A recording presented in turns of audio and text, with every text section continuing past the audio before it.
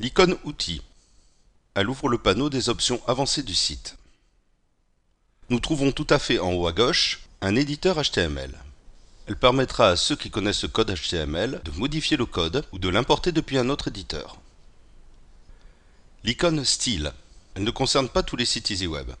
En effet, certains sites comprennent déjà des bibliothèques de style adaptées à la charte qui a été demandée. Les autres pourront trouver le moyen de créer leur propre style en cliquant sur l'élément à modifier. Ici nous avons donc les principaux titres. Perso 1 et Perso 2 correspondent au style courant, ainsi que texte. Les options menu sont rarement utilisées. Dans Choix de la police, nous trouverons une liste de Google Fonts. Il sera possible d'attribuer par défaut une couleur à l'élément et une taille. Il faut ensuite enregistrer et ne pas hésiter à rafraîchir plusieurs fois la page. En effet, la mémoire cache des navigateurs tend à garder en mémoire les feuilles de style déjà rencontrées. La troisième icône permet de créer un code QR qui, une fois scanné par un smartphone, permettra d'accéder directement à votre site. Vous pouvez l'enregistrer en faisant un clic droit de la souris et en cliquant sur Enregistrer l'image sous. Vous obtenez ainsi un fichier JPG que vous pouvez fournir à votre éditeur afin de l'intégrer à vos cartes de visite ou à vos outils de communication. L'icône Map fera l'objet d'une vidéo particulière. L'icône Backup permet d'accéder aux différentes sauvegardes qui ont été faites d'une page.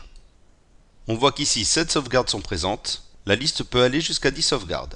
Chaque nouvelle sauvegarde éliminera la plus ancienne. Pour restaurer une page à son état antérieur, il faut cliquer sur la sauvegarde désirée et cliquer sur Restaurer. L'icône Info permet de modifier vos infos personnelles. Ici, vous pourrez changer votre adresse mail de contact, adresse qui joue sur le formulaire du site, et modifier votre mot de passe. L'icône Analytique permet de coller le code Google Analytics. Vous aurez ainsi accès aux statistiques précises de votre site, nombre de visiteurs, configuration du matériel utilisé, provenance géographique, etc. Pour cela, il vous faut ouvrir un compte Google Analytics à partir de votre compte Google. Vous entrez l'adresse internet de votre site et vous obtenez un code. Vous copiez ce code et le collez dans la fenêtre. Cliquez sur Enregistrer et le système Google Analytics est automatiquement mis en place. L'icône MetaTag comprend tous les mots-clés du site. Nous avons ici le titre du site, la description, dont le début est présent sur les pages Google, et les mots-clés. Ces derniers ne sont plus pris en compte par Google, mais continuent à l'être par les autres moteurs. Ils sont par contre utilisés par le système de référencement EasyWeb, et donc je vous incite à continuer à les entrer.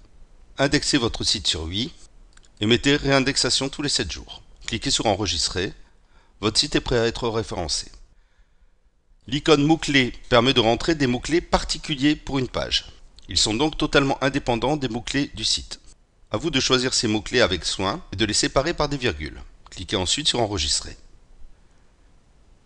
L'icône réseau permet d'entrer les URL de vos principaux réseaux sociaux. Ainsi, vous pouvez rentrer l'adresse de votre page Facebook, votre pseudo Twitter et l'adresse de votre page Google+.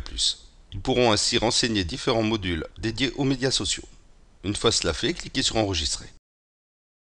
L'icône du bas regroupe des icônes dont les fonctions sont tombées en désuétude. Seule l'icône PayPal peut être utilisée. Elle permet de copier des boutons préalablement créés sur le site PayPal. Vous pourrez ainsi mettre des objets ou des articles en vente sur votre site par l'intermédiaire du site PayPal.